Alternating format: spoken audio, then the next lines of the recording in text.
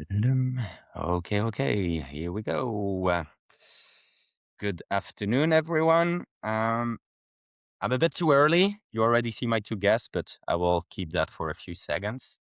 Normally, you should see me, you should hear me. If it's not the case, I would love to know it. It's a pretty new platform that we're experimenting, and those two guys are looking at me like, John, make it work. So if in the chat you can just let me know that it works with a thumb up, that would be lovely. And then you know me, for those that know me, I like to put some context. If I can have like your job and where you're from, that's always nice. Give us some interactivity in there. And I would say that in a few seconds, then we can start basically building on top of it. So just waiting for a few insights of the people that everybody is working fine. I see you still pushing on the internet. I will refresh on the LinkedIn page at the same time. I will present myself before presenting the guest over here. So my name is Jonathan, working for Lismo, trying basically to help company find new ways to generate revenue. And that will be a hot topic today because money is important today. At the end of the day, I'm there to help you guys get the most out of those two guys. So the purpose is really you have a little tab with Q/A on it. If you ask questions there, we see them, they see them. And if they're related to the point that we're developing, I will probably pop them on screen. Don't worry if I don't pop them on screen, it's just that I keep them so that at the end, we can put those two guys again on the grill and roast them a little bit so that they feel a bit squeezed, because that's also the entire idea over here. From what I'm seeing, it should be fine and streaming. I will just make a latest check at my end, and then we will see if everything goes fine over here. I need to introduce myself. Seems that we're live, everything. Yeah, hello, 5 on 5. Thank you, Laurent. Somebody is reacting, so that's always cool. So before we start in the hot topic, sorry, but I'm a huge Ferrari fan, Karel, so we will start with Jan. If you can present yourself in a few words, who you are, what you do, what keeps you awake by night, those kind of things. I don't want your LinkedIn profile because people can seek that out, so I want something else. Floor is yours. Oh, thank you, John, so much for the intro. So my name is Kadlecek, and I'm from Europe, Prague. I am currently CEO of the Dtalk, and Dtalk is a platform that's helping you to build data monetization products. So managing the pipelines, governments, and all the technical stuff. So our goal is to actually make it as smooth as possible for you to launch the products. And I'm so glad that I'm here joined by you two gentlemen, because Luzma is obviously a great part of our product, because we love how easy it is to use and what we can deliver with it to our customers. Lovely. That's what I call an intro. I didn't ask anything about that, guys. It's really him that just came up with it. So now the other one on the left, calling from US, the only one, Karel, go for it. Hi, my name is Karel. I'm founder and CEO at Lesmo. We're a software company that provides actually an analytics infrastructure for other software companies to provide their customers a way to solve questions with data. Our goal is to make data-driven decision making available to everybody, whether that's in the form of charts, dashboards, a conversational agent. We were helping everybody with analytics infrastructure, providing that to their customers. And why do most of our customers actually do that? To give more value. Value gives revenue, and it helps scale their businesses. So really happy to be on the webinar series here to talk a little bit more on that. Really cool. I love those intro. Let's start maybe, guys, already. Monetization. Fire away. Monetization. The hard thing about hard things. I have a little sheet of paper. So if you see me doing this, it's not that I'm looking on the floor or Excel. It's just that I try to connect all the dots because we have a lot to cover over here. And Jan, you were in Belgium a few weeks ago, and I know that we are having those conversations because we wanted to build on monetization, see what our two companies can do together. And there is that claim which I wrote black on white. Most data monetization projects fail in boardroom, not the data warehouse. Well, can you extrapolate or maybe go a bit in deep in that, because people were not in the room with us? So it would be cool if you can just put the scene over here. Yeah, sure. And I definitely stand by that, because even though the data monetization products are technologically not easy, the technology is not it where usually it falls short. Because building a data product it's a whole bunch of stuff that you need to do. And the first thing you need to definitely start with is like, what kind of data do I have available, or what kind of use cases I can supply this to my potential customers? How do I ship this? Like, it's not about basically asking what kind of technology am I going to use as a BigQuery, Snowflake, or otherwise. It's always starting with the why and to whom. And I have seen so many projects over the past couple of years who were great, amazing insights, nicely done dashboards and everything. And even those data points were super interesting, but there was not a business value there. Or Okay. there was a business value, but the customer was unable to turn it into their business value. So everyone just had extremely interesting data, but we don't know how to use them. And so that's what I'm meaning by that. It doesn't fail on the technological side. It fails on the boardroom, because it's not about launching a data product. It's actually launching about a new business stream or business model as well. So it needs to go from to be a business decision, and that's typically cross-departmental.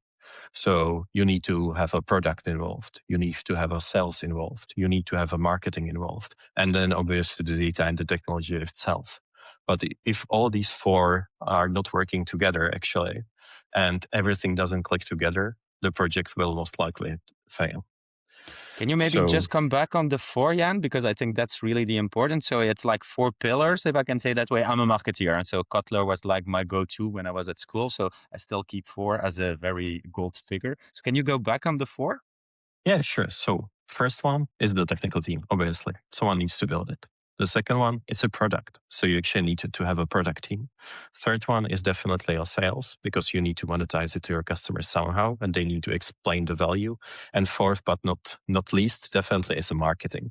And I'm not saying that because I know you're a marketer, but it's really important.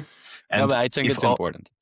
And if all these four things are not working together, and there is a misalignment, like you built an amazing product and it's amazingly working in with the technology, but you don't have a team to sell it properly to the customer, it's gonna fail. And it goes vice versa. If you have amazing sales guys and marketing, and your data product doesn't show correct data, you're not going to be able to sell it anyway. So most of the companies start thinking about data. Let's make our internal data and externalize them. And that's not the mental exercise that you need to do. You really need to start. We are actually making a new business model, and let's treat it as that. I think it's amazing. And just for the people that are with us, it's exactly why we built a series. The 4 pillars will be covered through 3 episodes, and more if you ask for it. So keep that as well in mind. Karel, maybe to you, because I think this can kind of resonate, because I know that you're very close to our clients. I was in an event a few weeks ago. I think Karel spent more time with our clients than with our prospect, because he's so passionate about explaining and finding those patterns. Can you maybe give your view on this out of those conversations? Is there something similar, different maybe, so that people can also already grasp that as well? Yeah, most of the time when they start with an analytics project, there is a goal behind it, and that goal is often related with revenue, because as a company you want to generate more revenue and grow. And so a thing that I started doing early on years ago is check, okay, how do you actually monetize your analytics? And it's a pattern that we've been seeing for a long time. I think I asked that question more than 100 times, and it's always the same thing. You have a strong product, high NPS, people are using it, they're happy what is provided. And then I ask them the question, okay, but how much are you asking for the analytics? Do you monetize it? And then you get a really, really long silence. And they start thinking. And then the answer is typically one of these. They didn't start asking money for it, so it comes for free. Or they say, "Hey, that's interesting, but that's not for next quarter. It's for the quarter after. We'll figure it out." Often, what you hear as well is, "Yeah, it sits there in a higher tier package, but nobody's actually looking at it." And then one that I hear more and more often, and I always push back on that one, is that they say, "Well, we don't think our customers are willing to pay for it." And the reason I really push back hard on that one is because the first next question and then just is, did you ask them? Because often they're just working on a very untested assumption. They want to avoid having hard discussions with a customer, and so they never put a number in front of that customer. And then you're just building on untested assumptions. You're building things, and everybody thinks that it was tested, but actually nobody actually asked that question. And you see with customers that do monetization really well that it shifts the discussion completely. It's not just about extra revenue that they're generating, but it's also about quality. Because the moment you put a price on analytics, the moment people start caring, not just your customers, but also internally, engineering start caring, because there's bugs, there's features. If they're related to ARR or revenue, they probably will address it sooner on. Products start caring about it. Sales has something to talk about with customers. So the ones that do monetization really well actually shifts the discussion not just from just revenue, but also to quality. And yeah, the biggest thing that you often see is they probably wouldn't be able to pay for it. We just give it for free. And so Wrong that's answer. where the monetization discussion and the interesting part starts. Okay. So if I get it right, and correct me if I'm wrong, because I'm not at your level, guys. Sorry for that. But basically, you're telling me that it's not about the problem is not technology. That's what I'm trying to unveil over here. So what's the biggest problem today? Why doesn't it work? I get your point, Karel, and I remember in another life, if you don't pay for something, basically you are the product. That's like a say in there as well. So if not the technology, which is the problem, I understand that there's something about leadership connection. Can maybe you, Jan, try to help us find out where is the problem? I love to talk about the root. I'm always saying you can surface level fix thing or you can go root. And I think we want people to go root over here. Yeah, sure. And like about saying that technology is not a problem, I stand by that. But on the other hand, I have to say we might be biased, because we are working with technology, and for us, it might seem easy on the first sight. So it's definitely complex, but because we have been doing it for many years, it doesn't seem to be that difficult because we know what to do. But when someone is starting from scratch, let's not be like, it's not completely easy, but you need to know what you are doing. This is one of the things that I see, that sometimes the clients like have an internal data team. They say, let's just monetize it. And then they realize that it's much more important to build embedded analytics and the technology behind that. But the technology is definitely solvable. Where I think lies the root cause and the issue is usually the customers treat it with light heart, I would say, because there is no C-level person or exec who wouldn't get the idea. We already have all the data in the company. What if we sell them? And it seems easy. They're already here. We have the data warehouse. We have invested a lot of that into that. So just make them external and hey, new revenue stream. Nice, easy. But that's usually not the case. As I mentioned, you need a lot of people who are actually involved and a lot of departments that need to work together. So even though if the original idea is quite simple, and I think almost everyone and every C-suite has it, the execution is obviously the art. And I think the most where it fails are the cross-departmental cooperation, because there are a lot of people involved. Okay. Karel, I know that you are always seeing something that you push always to everybody, from engineering to even the finance people. You have a very strong opinion about something, about how we should, the mental model. I don't know if it's the exact right way to see it, but you have a vision about how we need to tackle those things. Yeah, I think Jan covered it a little bit. What you often see is they have data, they have a data warehouse, they have a data lake. They look at the data and they say, okay, what money can we get out of it? And that's the wrong direction. It's the wrong decision. It's the wrong thing to tackle. And I think the reason that most are doing it that way is probably because it's the easiest way. Just look at what we have and let's try to figure out how to get money out of that. But if all software companies, all companies need to provide value to their customers, so it's important to talk with the customers. What is the value that they're after? What is the outcome that they're after? And if you can figure out where you can remove friction, where you can help them make better decisions or make them faster, that's where the value is. And so you need to start with these ones first, where you look at, okay, I'm already providing something to them. How are they using it? How can I make it faster, make it better, make it more accurate, or let them win compared to others? And that's where you start, and that's where you look at, okay, adding analytics and making them win. I will try to reframe just for myself as well. What I like about what you're saying is basically start from the customer. Both of you is what you're saying. Yeah, It's definitely. basically start from the customer. And we are all, I think everybody talk always about customer centricity and be close to your client. And I think it takes less than 5 seconds that you get back where the customer is not part of that conversation anymore. And what I'm hearing really over here, it's always about them. If you deliver on them, then you're on the right path. It's like a bit of reverse engineering starting from the client. I would see it that way without being a technical guy like you. That's nearly how I see things that I'm hearing. Yeah, but it Yeah, isn't as simple as just listening to them and building what they ask for. It's your job also to educate them and bring the value that is in there. So it's really about understanding their problems and then figuring out how to best solve them. You don't want to end up being a sort of feature factory that just builds what they ask. No, you want to solve real problems to them in a way that you educate them on how to 100% move agree. forward.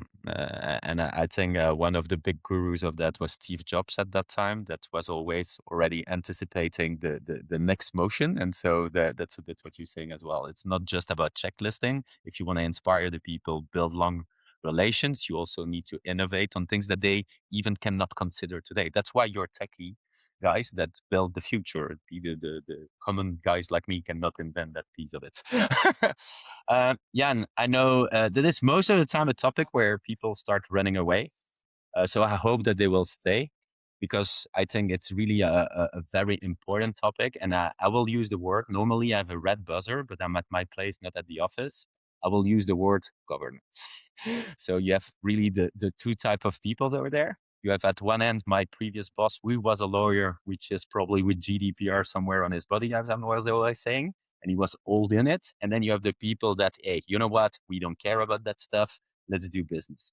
What's a bit maybe your point of view regarding that? Because I think it's really a big piece that you guys also support organization to understand the good, the bad, the ugly, the why for not. Can you maybe elaborate also a little bit in this, just to get maybe the people in governance? Yeah, like definitely. Obviously, the governance is always the tricky part a little bit. But what I tend to differ is the governance is not compliance, like legal compliance only. You also need to have a governance over the data as well.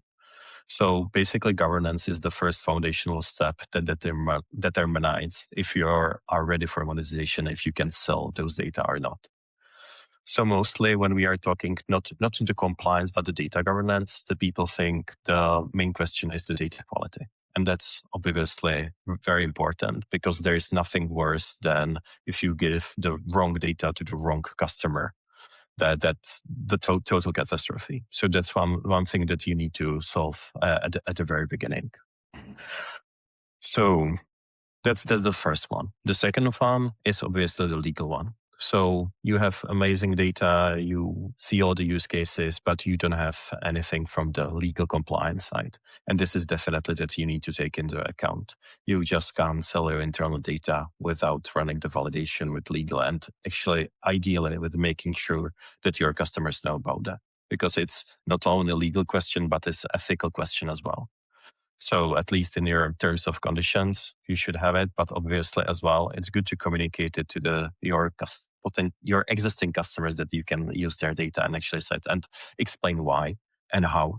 Because what is usually not okay is exposing their individual data, but the aggregation of the data that basically market insights, what's happening globally, that's something that most of the people are okay with. I love that point on ethical. I think people have a tendency to downgrade that, and I think in the world that we live today, it will becoming really something for everyone, and it should. I'll let you continue. Sorry, but that really thinks. No, I think you're right. It's an important part of that. And to get back to my point, the third one in my mind is definitely trust and consistency. So even though if I go very low, if you are building a dashboard and the same dashboard shows number that is different on one dashboard and the same number is different in another dashboard, that's a huge problem that you need to fix first. So usually, again, what we see, these are the little things that usually slip when you are building internal analytics. So it doesn't need to be that consistent, but when you are building something the customer is paying for, as Karel already mentioned, it needs to be the higher quality, and you really need to make sure that you have this covered. And fourth one and last one, in my opinion, that covers a governance a little bit as well, and it's extremely important for you, is the cost visibility. And when we are talking about costs with building data products, that's a pretty complex discussion, because you have ETL, data warehouse, visualization layer, servers and everything. And typically everything is priced a little bit differently. Sometimes it's number of runs per day. Sometimes it's the amount of data that you are storing. Sometimes it's number of users, sometimes concurrent users. So actually to make this whole thing work, you need to make a very good exercise to understand what your actual costs going to be, and most importantly, how they are going to scale. And if you are able to nail down these four things, then I think you are in a good spot in terms of the governance, and you don't need to worry about it so much. But without these four, again, I would use pillars. It's quite sketchy to do anything. I really like your last one, because I think it's something, it like, again, like a little bubble. Again, I'm learning a lot when I'm with you guys. It's basically, I can see that you have a subscription one way, then you are buying basically prepaid on another one, then you are buying storage at the other one. And at the end of the day, you need to understand where are your costs, where does it lift up? And to build a monetization product, you need to be in control of this with a strong understanding of where everything goes. I know that, for example, when I arrived at Lusmo, Karel was explaining some people use data warehousing, and we have some things that call acceleration layer. We can reduce on cost on people because they're pulling more on our end than what they were putting in the other end. And that is how you can basically increase your margin, for example, if you were looking at monetization. But I think it's a perfect transition to you, Karel. Our clients, they jump in, very practical, and they say, yeah, go. Because I wanted to add something to sorry. it. Sorry, yeah, go. Governance is wider than just compliance, costs, etc. But it's also who manages the task or the project, and that's internal governance. Because I think Jan is right. Okay, you need to be able to stand behind the numbers. It needs to work out from a cost perspective. But you can still have all of that ready on the four pillars ready, and then still fail on the project. Why? Because you were in analysis paralysis. If it's on monetization or pricing and packaging, what typically happens is there's a bunch of people that is very opinionated about it. They discuss for months on it, and then the end result is zero, because nobody is willing to jump into it. So one extra tip on the governance I would make is make one person responsible and one person owning all of the decisions, that they can say yes, no, move, change, but don't do it in a committee, because in a committee it gets optimized to that. There's analysis paralysis, and you might have gotten in your mind the best governance ever, but internal governance on running the project, if it's failed from the beginning, it won't lead to anything. Okay, totally makes sense. I think the practical, hardcore thing, make one people own it in your organization, is definitely a takeaway from you. Let's keep in the practical, because that's really what I like as well in both of your approach. Not much fluff, but let's make the stuff. Clients comes in, Karel, you say, I pay you a decent amount of money, help me build monetization product, or help me ship anything that I could monetize. If you don't take it from the technical or the stack, like we call it, and I think we touch based it, but what is your magic formula, if I can say it that way, that people can steal now from you? But the first thing, and I actually recently did a project like that. The first thing I always tell them, don't start with the data catalog. Don't start with the data. It tells you what you have. But if you try to figure out, and we talked about it just before, but if you try to figure out from that what to price, you're doing it wrong. because what a customer is willing to pay for and what matters to them is different than from your data catalog. So always start with customer behavior. Where's the friction? What can you take away? How can you reduce or reduce costs or let's say protect revenue for them or make them better decisions? And what you often see is, and especially in our case, most of the prospects or customers that come to us already have something. It could be just an export of data and that their customers use in Excel. Could be a static dashboard that they start using. And so the good way on starting, at least from my opinion on that, is look together with them on this part. What is helping their customers? What are they asking beyond these exports? What are they bumping into? Because those are, let's say, low-hanging fruit that you can start from. And once you've gathered that information, there's a couple of things, especially from a monetization point of view, that you can look into. And those things are frequency, dependency, differentiation compared to your customers, and then customer specificity. I'll tackle them one by one. Frequency, really easy. Do they look at it continuously? Are they continuously watching it? Is it on a day-by-day basis? Is it weekly? Or is it just once a month? And that tells you a little bit on how much they're relying on it. The second thing is dependency. If you already have something today and you would take it away, or the thing that you're trying to build and you would take it away, would it hurt them? Would they miss a deadline? Would they not be able to answer a question that is really important for them, because that tells you where the value is. And of course, you're not working in isolation, so your competitors might be doing the same thing. So you also need to look at your competitors, and that's where differentiation is. Are you doing something different than your competitors? And does that bring value? Or are you exactly doing the same thing? And then it becomes a little bit harder to do in monetization. The last one is a cool one, but is an odd one out. That's customer specificity. And why is it an odd one out? Because you don't look at your entire customer base. You just see, okay, for a specific segment of customers, we know that this is really worth to them. But if we would, for example, add it to the whole platform, we would either underwhelm all of our customers, or it would be too complex for them. If you bump into something like that, that tells you that there's an opportunity of having add-ons, if it's just for that segment. But if it's beyond just that segment and it relates to the maturity level of your customers inside your platform, then it could tell you that it's a good one for a higher tier package. That once they grow with you, you can actually have a premium package for the ones that are really mature on your solution and that you can provide with them. So those are, let's say, start with what you have and look at those 4 signals, because that will tell you a lot on where you're able to get your money out. And that's, let's say, that's the starting point. From that, you can actually dive deeper. I love it because you're booked on 4. I don't know if it's like a figure for you guys, but if it's your favorite figure, but you're on 4. He's on 4 pillars. You're on 4 signals.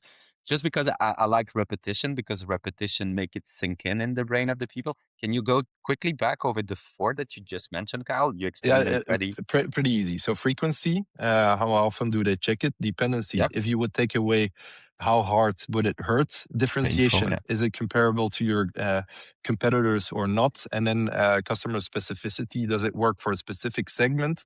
If that's the case, then you can look at add-ons or higher priced packages. Okay. Sorry. Go, Jan. Go. Yeah, there's one more thing that really piqued my interest, what you just said, Karel, and that was about you go to the customers and they already have something. For example, sharing or selling data sets. And this is one of the most common thing where we see that the customers are missing value. Because when we go, or when the customer who's already selling data sets comes to us and say, basically, we are already selling Excel spreadsheets or CSV files, you are losing so much potential. Because when you just give out the raw data, you don't understand what they are using for, how they are using that, what are they using, how do they get the business value, why they are paying for that. So if I have one advice when you're actually starting with this, like it's a good test if they are willing to buy it, but if you can, just prevent from selling raw data sets, because you are missing so much information that you can get to build something actually valuable. And by the end goal, if you are only selling your data, it's, in my opinion, it's not it. You need to sell value to the customer in order to charge more for that. So you need to understand how they are using it and what they are getting from that, so you can optimize it for the better result. And if you just pass on the raw data set, you're not gonna able be to do that. So if I can add one more advice to that, don't sell raw data sets. Were you Yeah, because jealous that he was on that he was on 4 as well, that you wanted to add the 5th one? Is it that 4 that you did it, Jan? Okay. A little bit. I'm rather a 7 points type of guy. No, just kidding. No. But Jan is right in the sense that if you just give it up for like that, you never end up in a discussion. And so what you often see is.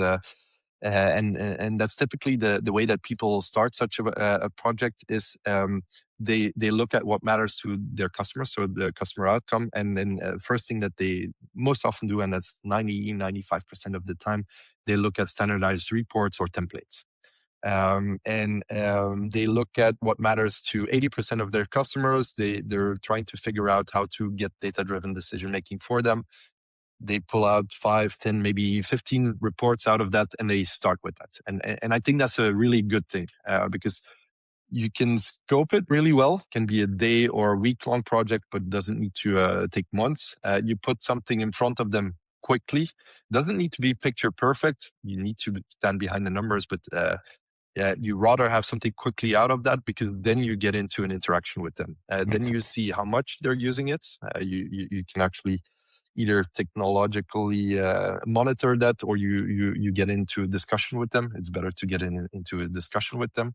But you'll also get requests. Hey, this was really nice, but can you add this number? Can you add that number?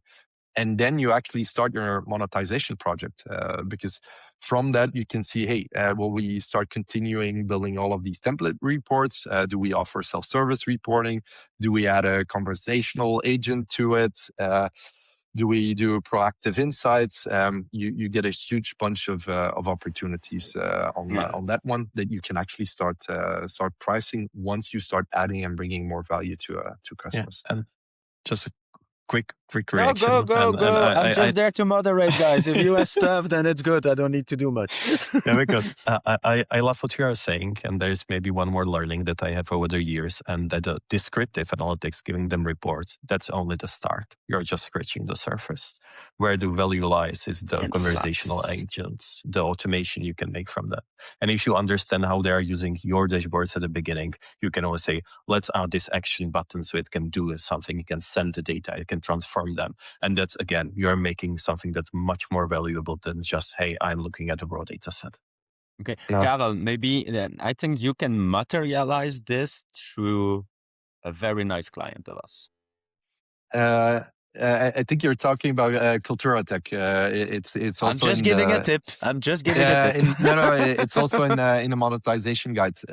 Maybe to set the scene, Culturatech is a agricultural software business. So they sell to mid-tier agricultural commodity business in US and Canada. So think about grain elevators, a company buying from farmers, shipping bulk through trains, barges, etc. And they're a really, really cool company. Why? Because they had huge amounts of data. So Crazy. The possibilities were almost endless. Luckily, they didn't start from the data, but from their customers. But they had things like how much something weighed, the contracts, inventory, logistics. There wasn't a single thing that you could think of that they didn't have. But they also sold it. Sold it. They gave away the information. And then their customers were stuck in Excel, or they hired an IT person to build out reports. And so they understood that there was way more value from that. The way that they attacked it is exactly what we talked about. They looked at 80% of their customers. What can we bring to them? Standardized templates, reports. I think they had around 10 or 15 to start with, and by the end of the year they had 50. And they made it pretty simple to their customers. Flat pricing. So once you wanted to have the analytics, there was a flat price for it, and you got all of the templates. If they added templates, it stayed the same flat price. They start with that, but just that simple thing, what they did, changed the conversation completely. It wasn't with prospects anymore on pricing negotiation. It was more about timing, because the prospects looked at these reports and they said, yeah, this is really nice, but I want to have that type of data in there. By when can you build it? And it started to become more of a timing discussion, because they knew that they would get more value out of it and to make these decisions rather than a pricing discussion. The best one was they had one prospect who's now a loyal customer, who said, "Yeah, we're in rural Kansas. It was costed around 150K to have an IT person building all of that out, and they did that during the negotiation. So then the deal is done pretty quickly. If you can provide them the numbers in a way that is fast to them, the value is immediately there, and so they completely shifted conversations. And from that, they're actually building out. Now it's okay. They won't create 200 template reports. So they're looking at self-service reporting, giving that to customers. There's a number of less data savvy people that they also provide, that they have users to. That's with a conversational agent. And yeah, from that, you can actually go to a fully fledged BI solution for power users, if at a certain point in time that makes sense. Cool. That's super cool. Super concrete. Thank you for that. Jan, infrastructure, more your topic. What does technical ready to monetization mean, and what's the bare minimum? That's a great question. So obviously, starting from the basics, you need to have some kind of tech in place that's able to do three things: move the data from somewhere, compute the data, and show the data. That's the bare minimum. What we then typically we also will recommend to the customers having some kind of portal for their end customers. You just don't want to drop in the links to the customers and say, hey, here's your dashboards, or even worse, export a PDF and send it to email. So there is worse for us. It's download the CSV. That is the thing. Okay, exactly. That then I see Karel doing like. And these are the four main pillars. And the last one that I have already mentioned and talked about it quite a lot is some kind of orchestration and cost monetization. And that's here, being completely transparent, I am here talking from the experience, because this was one of the features that our customers were requesting the most, like 4 or 5 years ago. If you don't know your costs, you don't know the usage of your customers, how often do they use it, how much does it cost me, what kind of revenue I'm getting from that. That's the basic, and without you can't live, basically. I love it. Karel, why does it matter now and not tomorrow or in a week or after your next sprint? Why is it now? I think the now is... You mean monetization? Of course. Yeah. Sorry. Pretty simple. In the sense that it won't ever be dramatic, or nobody will make loud noise if you don't start now. But the thing is, if you let's say, coming back to the beginning, if you just give it out for free, then you're training the market. You're training your customers. Whatever you do, they'll expect it for free. And once you want to put a paywall up for them, you'll get a lot of pushback. And I think most of that pushback is actually justified, because you actually train them to think it's free. So starting early on, now, tomorrow, or well, before you do your analytics project is really important, because you don't want to falsely train your customers. But it's not just on customer sides; it's also internally. We briefly touched it as well. But if there's no price to it, then internally people will start not caring about it. We mentioned engineering I really like quickly that. look at bugs or features. Product won't look at it. Sales won't talk about it because it's actually free. So it's just something that ticks the box. And so if there's no internal perceived value, then you can be sure that internally in your company, nobody will work on it. And that's a problem. And it's a very silent problem. Nobody will scream about it, but it's a problem because your competitors might do it differently.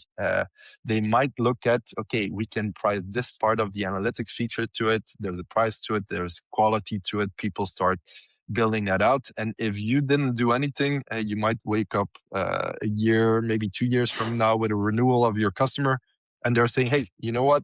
These other ones, they have it here. It's way more easier to do. And because of the fact you didn't put a price on it, you didn't put any attention on it. And you became sort of legacy solution that doesn't bring the quality to customers anymore. So the cost of waiting it isn't zero, but it compounds silently and becomes really important.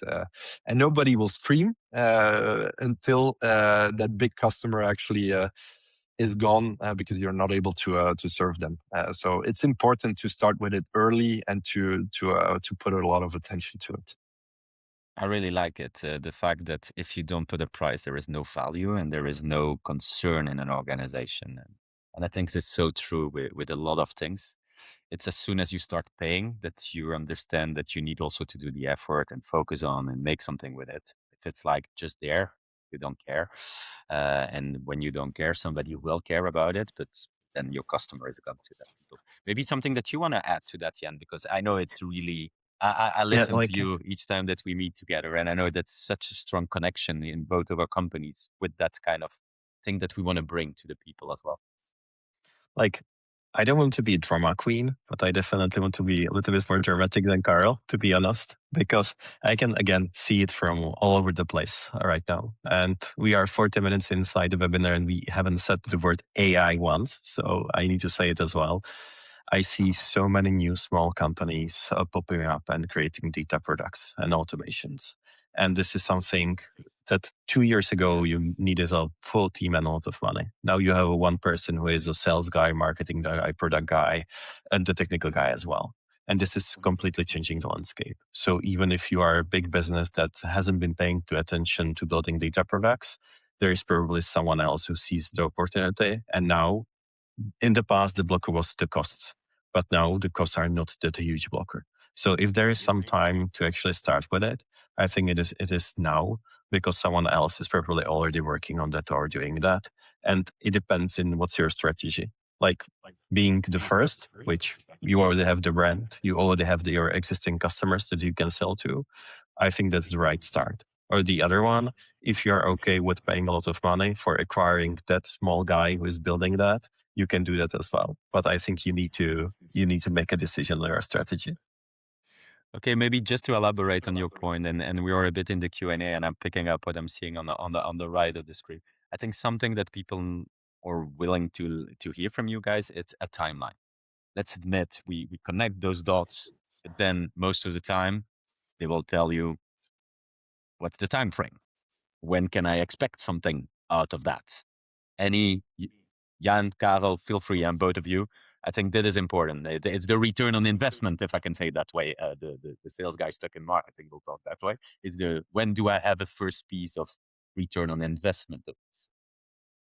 Yeah, it will always depend on your sales cycle, of course. If your sales cycle is 2 years, unless you're busy with a deal that you can add something to it, you'll have to wait a little bit. But the actual work, that's days and weeks to have something out there. Okay.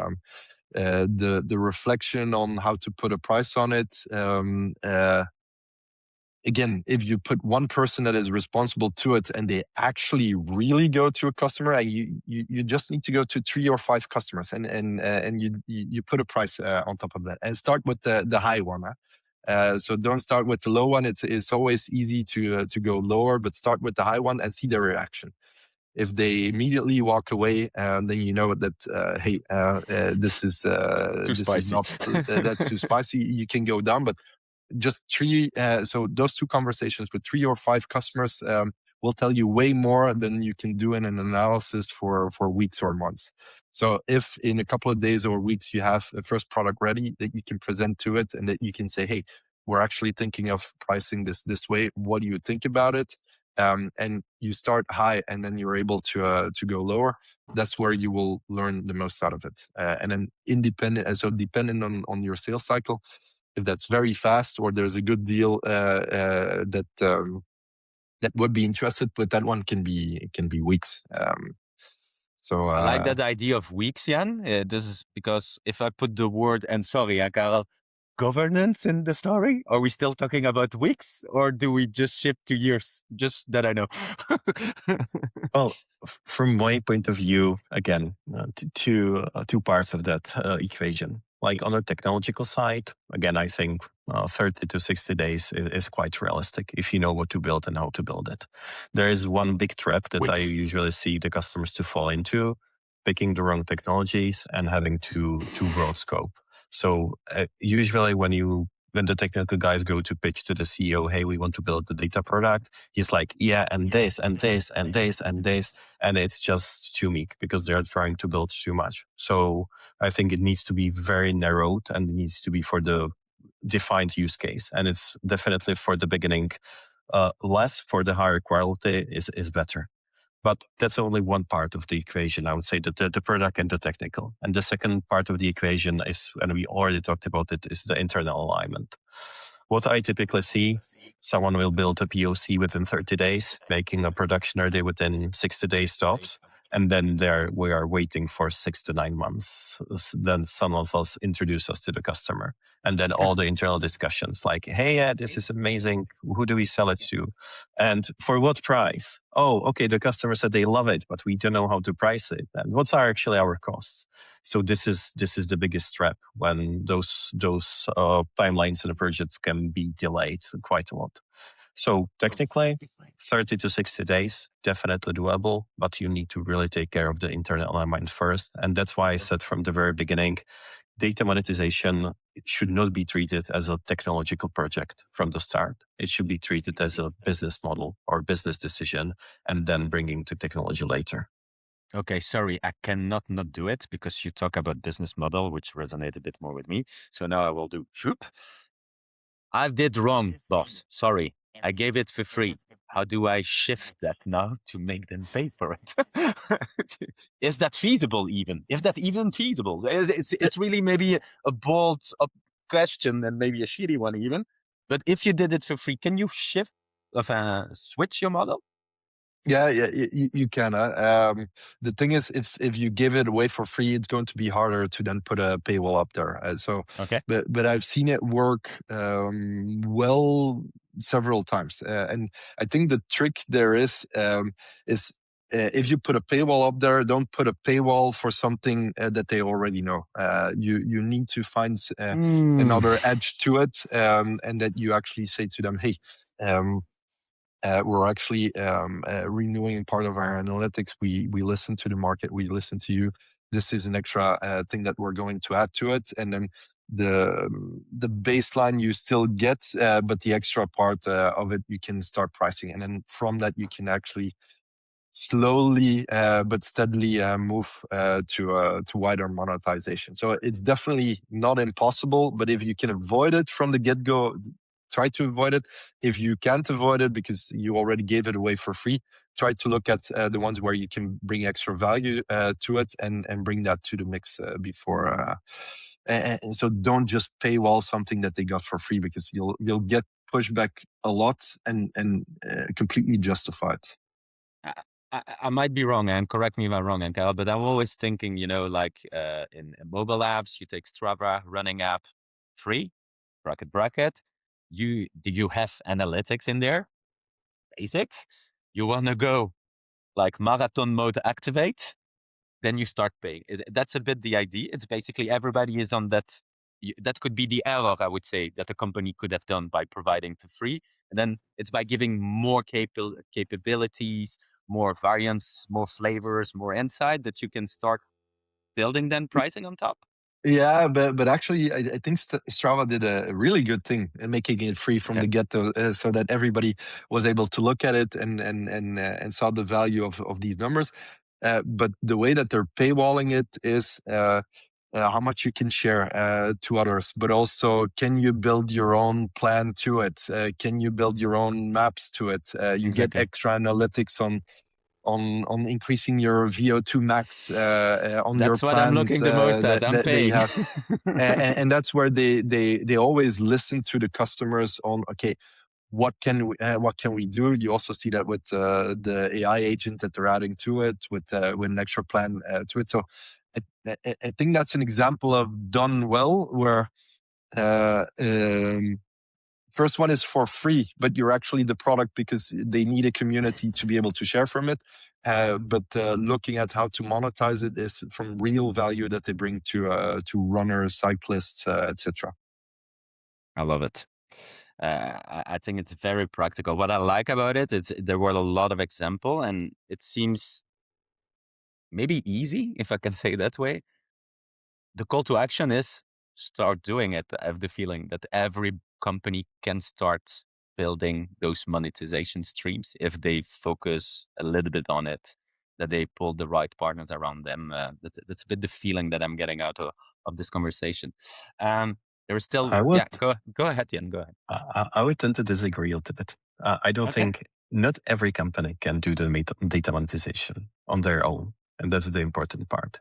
Maybe you don't have that interesting data. Maybe you don't collect the data. Maybe your users are not interested in those data. But you can always team up with someone else because your data might be important for someone else, or if you enrich it. Like typically what we see, and again with some of our clients, hey, selling weather data is not that interesting because we are gathering weather. But selling weather data in regards to the IoT devices that are being sold to the farmers, so actually the weather data is going to say, hey, you need to move the harvester. That's the part when you team up with someone and actually you make something. So I wouldn't say every single company is ready to do that, but I think there are ways and options to explore. I love it. Long story short, in my previous job, we were buying weather data for a very famous butcher chain in Belgium to sell barbecues. It has been the best thing that they bought as data point because they were sure that Karel and Jan were having a barbecue in the weekend. So they were using zip code, the weather, shrinking that. They look at your behavior on type of food, and it was, hey, buddy, your chicken wings are waiting for you on Friday so that you're sure that you are not out of stock on the Saturday. So now I get it. It is very, sorry, pulling back. Not everybody can do it. Find the right partners. You see what you can get as value out of it. Goes very fast, which make me a very good call to action over here. It's, you see those two guys, you can have access to their companies and probably themselves as well, because that's also the idea. So if you're interested in that, reach out to us. In always, you find our email, website, contact forms. You have them on LinkedIn. I try to make them active. They reply to messages, promise. So basically what I'm wanting to give as a call to action over here, there is a second episode where we will go deeper in the tech, and Jan will be part of that. And we have our amazing VP product, Jasper, that joined that one. And that is like, we will be more in the bits and bytes that speak more to the technical people, I will say. And then we have that third session, which is more about helping your sales team to get that kind of mantra motion in them. And that's with our own sales manager, Tess, and with Mike, your CSO from Datalook. So that's a piece of the value that you will get already in the next weeks. I will say next week one, then the week after one extra. But there is also 5 open slots. And I make it like FOMO effectively here. 5 open slots because those guys are very busy, to have basically 30 minutes. And the idea is you expose your problem, you give us a bit of insight on your tech, and we go with it. That's really the idea. So reach out to us if that makes sense for you. In the chat, wherever you want, we will pick it up. There are a lot of things to share out of this conversation. I cannot wrap them up. I will be honest. There is too much. Just like digital paper boy now because of you guys. But I have one last question that I love that I had in the chat.